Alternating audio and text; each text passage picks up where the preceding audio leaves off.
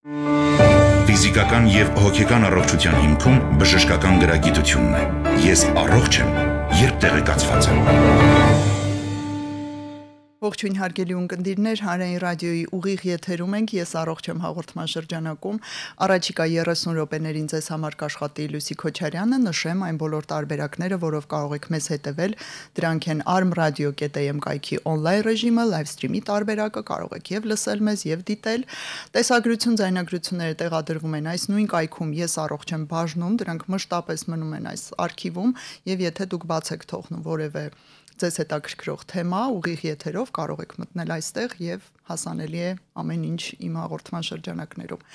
Ինչպես նաեւ հորդորում եմ միանալ մեզ Facebook-յան հարթակում, եթե դուք այնտեղ շատ եք ժամանակ անցկացնում, հայատար գրված Հայաստանի Հանրային ռադիո Facebook-յան էջով մեզ կկարողանաք դիտել live stream-ի տարբերակով եւ մեկնաբանություններում հարցեր թողնել, դրանք բաց են, կարող եք կարծիքներ, դիտարկումներ թողնել, ես հետևում եմ այս բոլոր հոսքերին եւ հետաքրքիրները կուղեմ մեր այսօրվա հյուրերին, ներկայացնեմ թե ում հետ ենք զրուցելու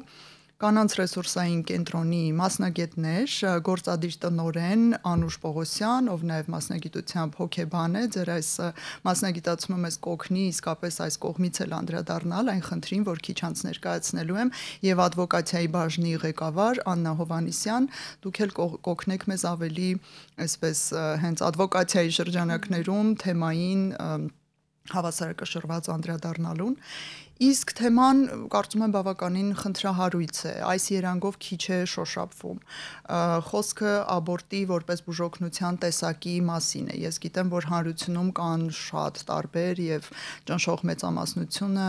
հղիության արհեստական ընդհատման, նույն ինքը աբորտի նկատմամբ բավականին այսպիսի վախենալի, տագնապալից համոզմունքներ ու կարծիքներ ունի, բայց մենք այսօր փորձելու ենք հավասարակշռված տեղեկություն տալ, մի փոքր կրթել, ինչու ոչ, որովհետև դուք շատ եք առնչվում այս հարցի հետ եւ ես վերջերս էլ բոլորովին բաց եւ անվճար հիմունքով մասնակցեցի ձեր այս դասախոսություն, հա, կարելի է սեմինար, լեկցիա, այսպես ասած, ու ինձ համար մեծ բացահայտում էին ձեր հետազոտությունները։ Հիմա Ինչպիսին են աբորտ երևույթի հետ կապված սոցիալ-հոգեբանական ընկալումները, միտումները աշխարհում եւ մասնավորապես Հայաստանում։ Մենք գիտենք, որ հիմա Թրամփից սկսած մինչեւ ուր սա եւս շատ ակտիվ քննարկվում է, կանայք բողոքում են, որ տղամարդիկ մեր փոխարեն որոշում են աբորտի մեր իրավունքը պետք է պահպանել թե ոչ, այսպես խառը շատ խնդրահարույց իրավիճակ է տիրում, ով կուզի առաջինը արտահայտվել։ Ես կարող եմ սկսել, նախ շնորհակալություն հրավերի համար եւ նաեւ այս համարձակ թեման շոշափելու համար, որովհետեւ այո, շատ ճիշտ եք, ցավոք սրտի շատ քիչ է նաեւ իրազեկումը կնոջ այս իրավունքի եւ առողջապահական ծառայության այս տեսակին վերաբերյալ եւ նաեւ մենք քանի որ մշտադիտարկում ենք նաեւ հարթակները տարբեր այս թեմայի շուրջ տեսնում ենք, որ շատ հաճախ մենք արձանագրում ենք բավականին սխալ տեղեկատվություն, ապա տեղեկատվություն, որը նաև միտումնավոր է արվում, այսինքն փորձելով ոչ հիմնավորված, ոչ բժշկագիտական տեղեկատվություն փոխարինել լսարանին։ Ես ուղղակի նշեմ, որ Հայաստանում թերևս խորհրդային միությունից դեռևս սկսած աբորտները օրինական են մինչև հղիության 11 շաբաթ 7 օրը մեր օրենսդրության համաձայն։ Մենք ունենք մարդու վերարտադրողական առողջության եւ վերարտադրողական իրավունքների մասին օրենք, որը դեռևս 2002 թվականին է ընդունվել եւ հստակ ամրագրված է մինչև հղիության 11 շաբաթ 7 օրը կինը իր ցանկությամբ կարող է դիմել բժշկական հաստատություն եւ ստանա այս ծառայությունը։ Եվս մեկ անգամ ֆիքսենք, հա սա ինչ որ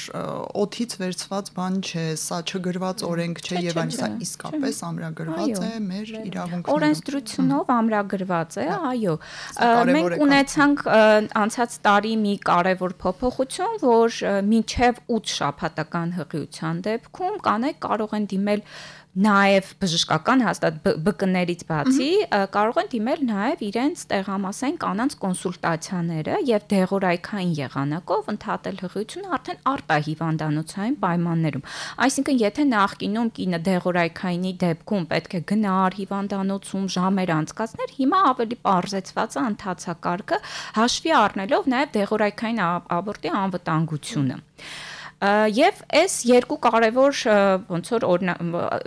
օրենսդրական կարգավորումները մենք ունենք, որ կանայք իրենց ցանկությամբ, այսինքն այս պարագայում պետք չի ունենալ բժշկական ցուցում, պետք չի ունենալ սոցիալական ինչ որ հանգամանք, կինը կարող է ուղղակի դիմել կամ բժշկական հաստատություն կամ մինչև 8 շաբաթական կանանց կոնսուլտացիա, պոլիկլինիկա եւ ստանալ այս ծառայությունը։ Եվ ոչ ոքի պարտավոր չէ։ Ոչ, պարտավոր չէ, ուղղակի գրավոր դիմումի համաձայն, այո։ Իհարկե մենք ունենք նաեւ այլ օրենսդրական դրույթ, որ 12-ից 22 շաբաթականում հնարավոր ընդհատում իրականացնել, բայց դրանք բացառապես ցուցումներով են։ Առողջապահական, որոնք բավականին լուրջ ցուցումներ են, կնոջ կյանքին վտանգ սպառնալը, պտղի կյանքի անհամատեղելիության հետ կապված հիվանդություններ են եւ սոցիալական ցուցումներ, ինչպես օրինակ բռնաբարությունն է, հա։ Սրանք միայն իհարկե ինչպես հասկանում ենք 22 շաբաթականն է եւ բացառապես հիմքերով է իրականացում, այսինքն պետքա նաեւ հիմք լինի դրա համար։ Հիմա եթե նայում ենք գլոբալ առումով աշխարհում ինչ է տեղ ունենում եւ աշխարհում եւ նաեւ մենք տեսնում ենք Հայաստանում այս միտումները գալիս են, որ բավականին խնդրայնացվում է աբորտը, հա, սա մենք տեսնում ենք տարբեր տարիներին, հա, որ շատ պահպանողական ուժեր, նաեւ քաղաքական աջակողմյան իշխանությունները շատ մանիպուլացնում են աբորտի իրավունքը, նշելով, որ կինը չպետք է օգտվի այդ իրավունքից, որովհետև մենք այստեղ չենք խոսում կնոջ մասին, մենք խոսում ենք չծնված, այսպես ասած, երեխայի մասին, մենք տեսնում ենք, որ սրանք շատ շահարկվում են եւ նաեւ իրենց շուրջ հավաքում են մարդկանց որոշակի խմբերի։ Բայց նորից, հա, երբ մենք դիտարկում ենք այս նարատիվները, իրանք ոչ մի հիմքեր չունեն, այսինքն բժշկագիտական եւ իրավական հիմքեր իրենք որպես այդպիսին իրենց մեջ չեն պարունակում, հա, եւ դրանք շատ հաճախ հենց մանիպուլյացիայի արդյունքում է։ Ես բերեմ մի վերջին եւ թարմ օրինակը եւ ամփոփեմ խոսքս, ակտուալ, որ այժմ Թրամփի ադմինիստրացիան չեղարկում է դեղորայքային աբորտի անվտանգության հարցը, այսինքն իրենք ունեն իրենց հատուկ գործակալությունը, որը զբաղվում է դեղորայքի կլինիկական փորձարկումներով եւ ասում է արդյոք սա անվտանգ է թե վտանգավոր է։ Այդ դեղորայքը, որը կիրառվում է աբորտի ժամանակ, Թրամփի ադմինիստրացիայի եւ այդ գործակալության միջոցով շուրջ 25 տարի համարվել է անվտանգ դեղամիջոց եւ անգամ հետազոտությունները բժշկագիտական ֆարմացևտիկ ապացուցում են, որ այն ավելի անվտանգ է, քան պենիցիլինը, այսինքն անտիբիոտիկը, հա, որը լայնորեն կիրառվում է հատկապես մեր ազգաբնակչության կողմից, այո։ Եվ փաստորեն դեղորայքային աբորտը ասում է, որ ավելի անվտանգ է։ Դա նաև ունենք առողջապահության համաշխարհային կազմակերպության կողմից էլի կլինիկական դրանք փորձարկումներ են, այսինքն այնպես չի, որ գիտություն է, ոչ թե քաղաքականություն է, քաղաքականություն չի, եւ Թրամփը հիմա եկել է եւ փաստորեն դա վիճարկում է, նշելով, որ չէ, այդ փորձարկումները շատ սխալ են եղել, 25 տարի դրանք վտանգավոր են եւ սա մի միտումով է իրականացվում, որ արգելի դեղորայքային աբորտը նաեւ առհասարակ այս մեթոդի կիրառությունը։ Ընդ որում ես նշեմ, որ Միացյալ Նահանգներում աբորտների մոտ 70% հենց դեղորայքային եղանակով է իրականացվում։ Այսինքն նվազագույն վնասներով եւ պտղին էստեղ անիմաստ է խոսել, կնոջ օրգանիզմի եւ հետագա վերարտադրական միանշանակ բավականին անվտանգ են եւ այս դեղամիջոցները շատ ոնց որ իրենք նման են բնական վիժման գործընթացին, հա, ու այս պարագայում մենք տեսնում ենք ինչպես է քաղաքականությունը փաստացի ազդում հասանելիության վրա։ Եվ ես չեմ բացառում, որ հաջորդ տարի մենք կունենանք նոր հետազոտություն, որը կասի խիստ վտանգավոր է, եւ նաեւ ինչու եմ սա պատմում, մենք այս միտումը նաեւ մեզ մոտ ենք տեսնում։ Արդեն որոշ գինեկոլոգներ մեզ այս հարցադրումը տալիս են, որովհետեւ մեր կազմակերպությունը նաեւ աշխատում է մանկաբարձ գինեկոլոգների հետ իրազեկման մասով, մենք կրեդիտավորված դասընթաց ունենք հենց աբորտի հասանելիության մասով, որ էլի բժիշկներն են վարում, այսինքն բժշկական դա ոլորտ է, բայց փաստացի մենք արձանագրեցինք, որ մեր խմբում էլ արդեն հարցնում են, բայց դա արդյոք անվտանգ է, հա, դեղորայքային աբորտը, չէ՞ որ որ Ամերիկայում դա Միացյալ Նահանգներում դա խնդրայնացվել է։ Այսինքն մենք տեսնում ենք ինչպես են ռադիկալ ուժերը հատկապես թիրախավորում աբորտը, հա, որովհետև սա հեշտ բևեռացվող հարց է։ Ինքը միշտ հասարակությունում ունի մի մեծ լսարան, որը ասում է այո, աբորտը վատ բան է։ Եվ ընդ որում ես նշեմ, որ դա առողջապահական ծառայություն է, հենց այդ տեսանկյունից։ Ի սկզբանե սա եղել է ծառայելու, եկել է ծառայելու մարդկության համար, կյանք փրկելու, հիվանդությունից խուսափելու,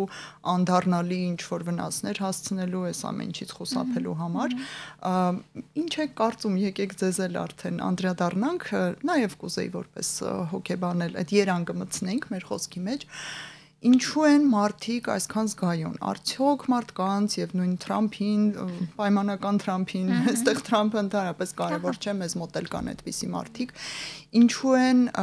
արդյոք նրանք իսկապես հետաքրքրված են այդ չծնված պտուղների կյանքով, այդ բնակչության աճով, այն առաքինի նկատի ունեմ երևույթներով, որոնց համար իրենք պայքարում են եւ շահարկում են դրանք, թե սա ուղղակի իսկապես շատ հեշտ է դարձնել կարմիր դրոշակ եւ թափահարել մարդկանց որոշ խմբերի առաջ։ Ես էլ եմ ուզում միանալ իմ գոլեգայի խոսքին եւ շնորհակալություն եմ հայտնում մեզ այսօր այստեղ հրավիրելու համար եւ այս կարեւոր հիմնախնդրի շուրջ լուսաբանելու նպատակով։ Իրականության մեջ մենք ինչ ենք տեսնում նաև մեր պետության ներքո եւ ընդհանրապես ամբողջ աշխարհում, որ շատ անգամ շահարկվում է աբորտի թեման, շահագործվում է եւ շահարկվում է աբորտի թեման եւ շատ անգամ ցույց է տրվում, որ մենք շատ, այսպես ասած, ազգ ենք, որ պետք է շարունակենք, մենք ավելացնենք մեր դեմոգրաֆիական թվերը, այսինքն ինչ որ ձևով անդրադառնալով կանանց մեղքի զգացողություն առաջացնելով մղում ենք շատ անգամ կանանց օգտագործում ենք որպես գործիք մեր դեմոգրաֆիական թվերը ավելացնելու համար, սակայն այստեղ պետք է շատ լավ հասկանանք, որ իհարկե մենք էլ նաև քաղաքացիներ լինելով գիտակցում ենք, որ մենք ունենք խնդիրներ, դեմոգրաֆիական խնդիրներ եւ մենք բոլորս էլ կարծում ենք, որ կարեւոր է աճը նպաստել, բայց ոչ աբորտը արգելելով կամ այնպիսի կարծրատիպեր եւ նախապաշարմունքներ ստեղծելով հասարակության մեջ, որ գանք հասնենք նրան, որ բուժաշխատողները արդեն իսկ հրաժարվեն շատ անգամ մատուցել բուժծառայությունը շատ կանանց համար, իսկ մենք հասկանում ենք, որ կանայք ունեն հստակ պատճառներ, եթե իրենք ուզում են ընդհատեն հղիությունը, նախ եւ առաջ դա իրենց իրավունքն է, որովհետեւ մի բան է, որ իրականացում է իրենց մարմնում եւ յուրաքանչյուր կին այս բaragայում պետք է վերջնական որոշումը կայացնի եւ այստեղ բերել պատճառներ, իսկ արդյոք քո զուգընկերը տեղյակ է կամ խոսացել ես, խորհրդակցել ես, տալ 3 օր նաև ուզում ենք նշել, որ մեր օրենսդրության մեջ ցավոք սրտի 2016 թվականին ներառվեց երրորդյա պարտադիր սպասելաժամանակը, այսինքն յուրաքանչյուր կին աբորտի դիմելուց տրվում է յուրաքանչյուր կնոջ 3 պարտադիր օր, այսինքն պատկերացրեք կինով ապրում է գյուղում, հասել է քաղաք, որովհետև մենք գիտենք, որ գյուղում չկան նաև հասանելի հիվանդանոցներ, բուժ հաստատություններ, որտեղ ինքը կարող է դիմել ստանալու հասանելի ծառայությունը, հասնում է, դասավորում է իր ընտանիքի հոգսերը, հասնում է եւ իրեն ասում են գնա 3 օրից հետո կգաս, մի հատ էլ նաև տալիս են, այսպես ասած, կողմնակալ խորհրդատվություն, ավելի շատ, օրինակ, շատ բուժաշխատողներ կա, որ միացնում են պտղի սրտի բաբախը կնոջ մոտ մեղքի զգացում առաջացնելու նպատակով եւ ասում են գնա, եթե որոշես ամեն դեպքում 3 օրից կարող ես վերադառնաս։ Պատկերացրեք,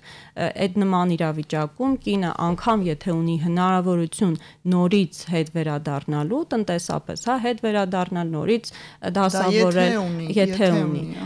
ինքը չի ցանկանա, որովհետեւ ամեն դեպքում տեսնում է խտրական վերաբերմունք եւ ես կարող եմ փաստել, որ աշխատելով շատ կանանց հետ, մենք տեսնում ենք, որ իսկապես կանանց շատ խտրական են վերաբերվում, ոչ միայն հասարակությունում, այլ նաև ծառայություն մատուցելիս, այսինքն բուժհաստատությունում,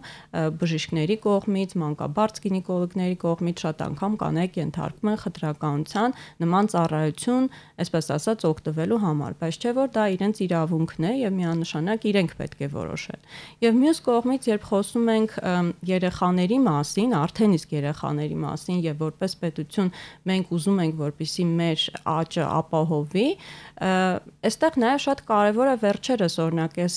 սեպտեմբերին ունեցանք քայլարշավ, մենք ամեն 2 տարին մեկ իրականացնում ենք քայլարշավ, ընտրում ենք մի որևիցե մարզ, քայլում ենք գյուղից գյուղ, քաղաքից քաղաք, տնից տուն եւ տեսնում ենք նաեւ հաճախում ենք հիվանդանոցները, փորձում ենք հասկանալ ինչպիսի պայմաններ են կանանց համար տրված հղիության, ծննդաբերության համար եւ տեսնում ենք իսկապես շատ վատ պայմաններ։ Շատ վատ պայմաններ, անգամ տեղեր կա, որտեղ որ գոյություն չունեն անեստեզիոլոգ ասված մասնագետները, այսինքն ենթադրվում է, որ տվյալ մարզում կինը անպայման պետք է ունենա բնական ծննդաբերություն, բայց չէ որ ծննդաբերությունը մի բան է, որը որ դու չես կարող ապահովված լինես եւ վերահսկես, թե վերջում ինչ կարող է տեղի ունենալ, չէ՞, այսինքն լինում են դեպքեր, երբ շտապ պետք է լինում օրինակ կեսարյան հատում իրականացնել եւ չունենալ անեստեզիոլոգ, այսինքն մի կողմից մենք խոսում ենք երեխայի պաշտության մասին, կարևորության մասին, ծննդաբերության կարևորության մասին, բայց ոչ մի ձևով պայմաններ նաեւ չենք տրամադրում կանանց։ Մյուս կողմից գոյություն ունի հետծննդաբերական դեպրեսիա ասվածը, ընդհանրապես որպես պետություն, հա, Հայաստան օրինակ ունենք վիճակագրություն, թե քանի կանայք են ծննդաբերությունից հետո արդեն ունենում շատ տարբեր հոգեբանական խնդիրներ եւ ինչ պայմաններ կան այդ խնդիրները լուծելու համար։ Այսինքն այս ամեն ինչից մենք հասկանում ենք, որ ցավոք սրտի կանանց օգտագործում են որպես գործիքներ այս պահին շատ երկրներում, եթե դեմոգրաֆիական խնդիր կա, այդ աճը ապահովելու համար, օրինակ երկրներ կա, որ հակառակը իրենք ուզում են ամեն ձևով վերահսկեն օրինակ դեմոգրաֆիան, ծննդելիությունը եւ այդ ձևով օրինակ արգելում են կամ այնպիսի օրենքներ են ներառում, որ այս պարագայում էլ այս մասով վերահսկեն։ Այսինքն մենք տեսնում ենք, որ շատ հաճախ կանայք օգտագործվում են եւ մարմնի վերաբերյալ ընտրությունները ցոր ասած խլում են կանանցից եւ սա ամենակարևոր եւ գլխավոր հիմքն է, որի շուրջ որ մենք հավաքված ենք պայքարելու համար, այսինքն մենք հանուն ընտրության ենք։ Եթե կինը որոշում է շարունակել իր հղիությունը, բնականաբար դա իր իրավունքն է, բայց եթե կինը որոշում է, որ անցանկալի հղիություն է եւ ինքը ուզում է ընդհատել իհարկե ժամկետներին համապատասխան, սա եւս իր իրավունքն է եւ պետք է հասանելի եւ ընդունելի լինի։ Համաձայն եմ եւ ես էլ տարիներ շարունակ արդեն մեծ մասամբ կանանց հետ աշխատելով լսում եմ խտրականության վերաբերյալ այս հարցով եւ ոչ միայն այս հարցով, էլի սերով պայմանավորված բուլինգ, մեղադրանքներ, մեղքի զգացումի առաջացում եւ իսկապես մեր առողջապահության ոլորտը իր բավականին լավ դրական կողմեր ունենալով հանդերձ այս մի բացասական կողմը հստակ ունի եւ ես էլ ամեն անգամ ճիշտ ասած անդրադառնում եմ խտրականության հարցին։ Եկեք հիմա աբորտ եւ բուժօգնության տեսակը հայ եզրույթին ավելի խորապես անդրադառնանք։ Ինչու է կարեւոր փոկել արհեստական ընդհատումը հղիության համոզմունքներից, հավատալիքներից, այսպես տարբեր քաղաքական ուժերից եւ բերել առողջապահության դաշտ։ Արդեն իսկ նշեցինք, որ այն առողջության իրավունքի օրենքով է ամրագրված, բայց մի փոքր խորամուխ լինենք։ Նախ եւ առաջ պետք է հասկանալ ինչա տալիս արգելքը, հա, պատկերացնենք եւ դա նաեւ ցույց է տալիս Իհարկե չի տալիս եւ մենք տեսնում ենք տարբեր երկրների իրավիճակը եւ մենք եւս ունեցել ենք խորհրդային միության ժամանակաշրջանում դա 36-ից 55 թվականների ժամանակ երբ նայում ենք պատմությունը Հայաստանում այդ այն շրջաններ երբ ԽՍՀՄ-ում արգելվեց աբորտը որևէ հիմքով չէր թույլատրվում իրականացնել հղիության արհեստական ընդհատում պայմանավորված դեմոգրաֆիական էլի խնդիրներով Այդ ժամանակ ինչ արձանագրվեց կանանց մահացության բարձր թիվ։ Եվ դա ոչ միայն Հայաստանին բնորոշ, դա բնորոշ է բոլոր այն երկրներին, որտեղ աբորտը արգելված է։ Օրինակ Լեհաստան, Սլովակիա, հա, Հունգարիա, բոլոր այն երկրները, որտեղ մենք ունենք սահմանափակումներ, որտեղ աբորտը բուժ ծառայություն չի դիտարկվում։ Անկամ այն դեպքերում, երբ կնոջ կյանքին վտանգ է սպառնում, հա։ Եվ ի վերջո նաև պետք է հասկանանք մի կարևոր մի բան, Անուշը դրա մասին նշեց, հա, որ մենք գալիս ենք մի փուլի ենք հասնում, որ եթե անգամ սահմանափակումներ ինչ որ բացառություններ կներեք տալիս ենք աբորտ անել դեպքում, բայց միևնույնն է բուժաշխատողները հրաժարվում են անգամ այդ բացառությունների դեպքում մատուցել այդ ծառայությունը։ Դե որտեվ ընդհանուր է ճնշումը այնքան ուժեղ է, օրինակ Լեհաստանում վերջերս մի դեպք էր արձանագրվել, երբ կնոջ կյանքին վտանգ էր սպառնում, որովհետև պտուղը մահացել էր եւ սեպսիս էր սկսվել կնոջ մոտ, հա, արյան վարակ էր սկսվել կնոջ մոտ։ Ծայրահեղ վտանգավոր վարակ է, նշենք բոլորի համար։ Հա, չենք խոսում կնոջ ցանկության մասին, չենք խոսում ոչ մի, ուղղակի պտղի սիրտի բաբախը կանգնել էր 10-11 շաբաթականում եւ ոչ մի բուժ աշխատող ամբողջ Լեհաստանում կինը եւ իր ամուսինը փորձում էին փնտրել բուժ աշխատող, որ կիրականացնի ընդհատում, վախենում էին իրականացնել բուժ աշխատողները, որովհետեւ ասում էին քրեականացված է, մենք դրա համար քրեական պատասխանատվություն կգրենք։ Արդյունքում կինը մահացավ։ Այսինքն սա մի փոքր իհարկե ծայրահեղ դեպք է, բայց մենք տեսնում ենք արգելքը չի նպաստում նրան, որ կանայք ունենան երեխաներ, ընդհակառակը ցանկացած արգելք բերում է նրան, որ կանայք վտանգում են իրենց կյանքն ու առողջությունը։ Այսինքն միևնույնն է, հա 36-ից 55 թվականը լինի, Լեհաստանը լինի, Սլովակիան լինի, այդ շրջանում աբորտները եղել են, Լեհաստանում կան, Սլովակիայում կան։ Ուղղակի կանայք դիմում են չպաշտպանված ձևերի, տնային պայմաններում են իրականացնում։ Օրինակ, ինչ որ ավելի, չգիտեմ, խոտաբույսերի միջոցով, ավելի, այո, թունավորումներ, կամ այլ գործիքային տարբեր միջամտություններ, ոչ ստերիլ պայմաններում, տնային պայմաններում, այսինքն մենք նաև այս պատմություններն ենք շատ լսել մեր աշխատանքի ընթացքում, երբ տատիկները օրինակ պատմում էին, որ շուխի միջոցով են իրականացրել, հա, ԽՍՀՄ-ի ժամանակ, հա, այդ շրջանում կամ այլ մեթոդներով, հա, ինչ որ մեկը կար բուժքույր, տան պայմաններում գնում գտնում էին այդ բուժքրոջը, այսինքն սա է իրականությունը, հա, անցանկալին չի դառնալու ցանկալի, որքան էլ դու սահմանափակես, որքան է ճնշես։ Ուղղակի մենք ունենալու ենք կանանց մահացության թիվ եւ ունենալու ենք նաեւ առողջական հետևանքներ, հա, որ կանանց մոտ արձանագրելու ենք այս անապահով ձևերով ընդհատման դեպքում։ Եվ մի բան էլ եմ ուղղակի ուզում ավելացնեմ, երբ մենք նայում ենք նույն դեմոգրաֆիական տեսանկյունից, օրինակ Լեհաստանում ԵՄ անդամ երկրների շարքում ամենացածր ծնելությունն է, ընդամենը 1.1 ցուցանիշ, հա, բնականը պետքա լինի 2-ից ավել, որ համարվի այդ վերարտադրող, հա, ազգաբնակչություն։ Այսինքն արգելքը չի բերում թվի աճին, այլ բերում է մահացության եւ առողջական լուրջ հետևանքներին։ Եվ իմ կողմից կուզեի նաեւ հիշեինք այն բժիշկների ստվերային մակարդակ անցնելը, ովքեր փորձում են կամ համոզմունքներից ելնելով օգնել ամեն դեպքում կնոջը, կամ ինչու ոչ գումար աշխատել ստվերային այդ հատվածով, որովհետև եթե չկա օրինական դաշտում, բոլորս գիտենք կարելի է գտնել սև շուկայում ցանկացած ապրանք, ցանկացած ծառայություն։ Այս դեպքում պետության վերահսկողությունից փաստորեն դուրս են գալիս այս խնդրահարույց հատվածները եւ պետությունը փոխանա կառավարելու իբրև թե հղիությունները, հղիության արհեստական բեղմնավորը բացարձակ կորցնում է դրանց վերահսկողությունը։ Բացարձակ ճիշտ հակառակն է կատարվում։ Ներողություն, նաև ուզում եմ լրացնել ձեր խոսքին, որ այս խնդիրը մենք ունենք, երբ տեսնում ենք շատ անգամ կանայք չունենալով հասանելիությունը, շատ անգամ իրենք իրենցից լսելով որոշ դեղորայքների մասին, ոչ ամբողջապես, հա, օրինակ լսել են դեղորայքային աբորտի մասին, բայց տեղեկացված չեն միջև վերջ, թե դրանք որ դեղորայքներն են, որ իրենք պետք է օգտագործեն, այսինքն հարևանից հարևան, բնական է, երբ արդեն ինչ-որ բան արգելված է, հասանելի չի, դու գտնում ես այլ ճանապարհներ։ Մենք ունենք դեպքեր, երբ կանայք դիմել էին կաթով վանաներ էին ընդունել եւ շատ լուրջ հետևանքներ էր ունեցել եւ ունենք այնպիսի դեպքեր, երբ դեղորայքը որոշ ձևով սխալ չափաբաժնով էր ընդունված եւ միանշանակ այս պարագայում հետևանքները լուրջ կարող է լինել, բայց սա գծում է մի հատ պատկեր ընդհանուր դեղորայքային աբորտի վրա կամ ընդհանրապես ապահով պայմաններում իրականացվող աբորտի վրա, որ աբորտը վտանգավոր երևույթ է, բայց իրական աբորտը ոչ թե վտանգավոր երևույթ է, այլ վտանգավոր են այդ ստվերային տարբերակները, որոնք որ կանայք ճարահատյալ օգտվում են, որով որովհետև ուզում են ընդհատել։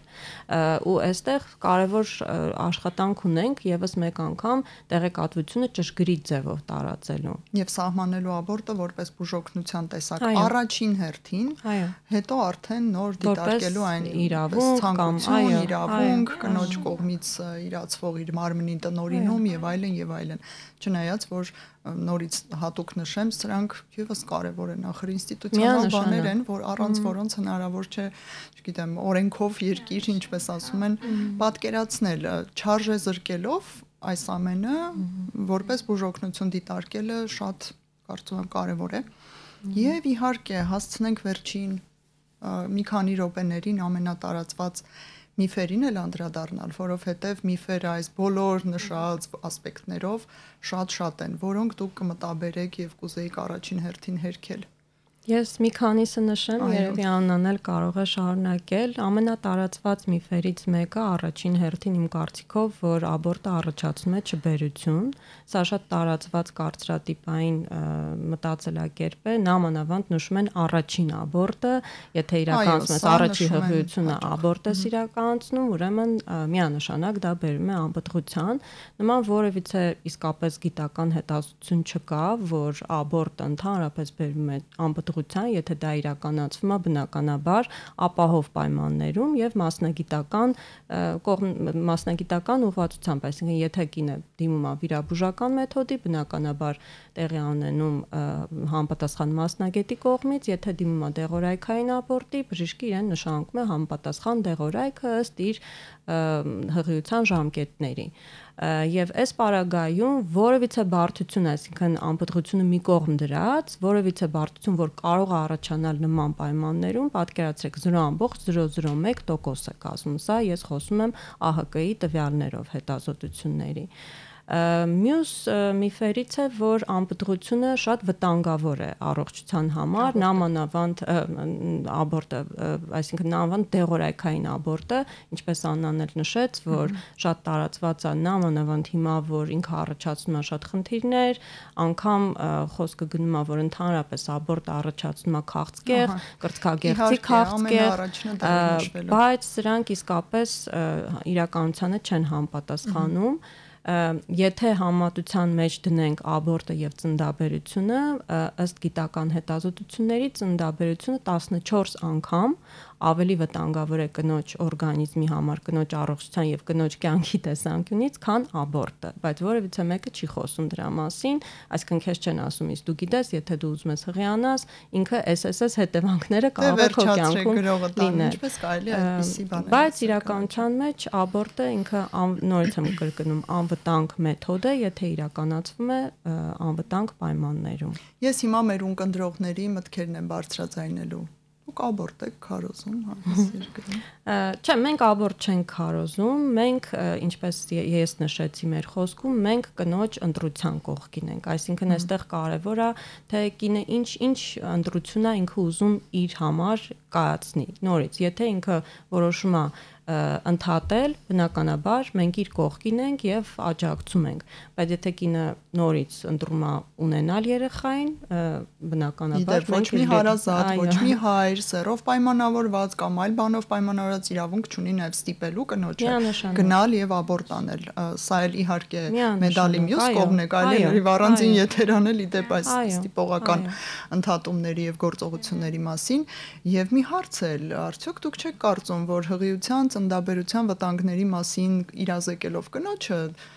դուք, մենք, ես որպես լրագրող, չգիտեմ, ով այս մասին խոսում է,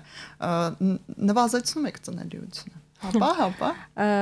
Այս մյուս կողմից ես կարող եմ ասել, որ շատ հաճախ միշտ ասում են, դե եթե կինը դիմել է աբորտի, մենք պարտավորված ենք կնոջը տեղեկացնել, թե ինչ հետևանքներ կարող լինի, որտեղ սա բժշկական միջամտություն է։ Հիմա մենք էլ նույն բանն ենք ասում, յուրաքանչյուր մարդ, որ դիմում է ինչ-որ միջամտության, բնականաբար ինքը պետքա տեղյակ լինի, տեղեկացված լինի այն հետևանքների մասին, որոնք որ կարող են պատահել իր կյանքում եւ բնականաբար ինքը արդեն որոշում կայացնել։ Այս մասով շատ կարևոր է տեղեկատվությունը, ճշգրիտ տեղեկատվությունը յուրաքանչյուր ոլորտում, ոչ միայն առողջապահական, այլ ընդհանրապես յուրաքանչյուր ոլորտում, որ մարդը կարողանա գիտակցված ընտրություն կատարի։ Շնորհակալ Շնորհակալություն այս բարդ թեմայով խոսելուն համաձայնելու համար, որովհետև սա իրոք կարծում եմ ծանր գործ է։ Մենք զրուցեցինք աբորտի մասին որպես բուժօգնության տեսակ, սա շատ բազմաժանր, բազմաշերտ թեմա է, խնդրում եմ բոլոր կանանց ճիշտ իրազեկում, ճիշտ գիտելիք ձեռք բերել, վստահելի աղբյուրներից եւ հարթակներից ու հավասարակշռված պատկերացում ունենալ եւ հղիության ու ծննդաբերության, կեսարյան հատման եւ աբորտի վերաբերյալ, սա կարեւոր է ձեր առողջության համար։ Ձեզ համար աշխատեց Լուսի Քոչարյանը, մենք զրուցեցինք կանանց ռեսուրսային կենտրոնի մասնագետներ, գործադիր տնօրեն հոգեբան Անուշ Պողոսյանի եւ ադվոկացիայի բաժնի ղեկավար Աննա Հովհաննիսյանի հետ։ Շնորհակալ եմ շատ։ Ցտեսություն բոլորին։ Ֆիզիկական եւ հոգեկան առողջության հիմքում բժշկական գրագիտությունն է։ Ես առողջ եմ, երբ տեղեկացված եմ։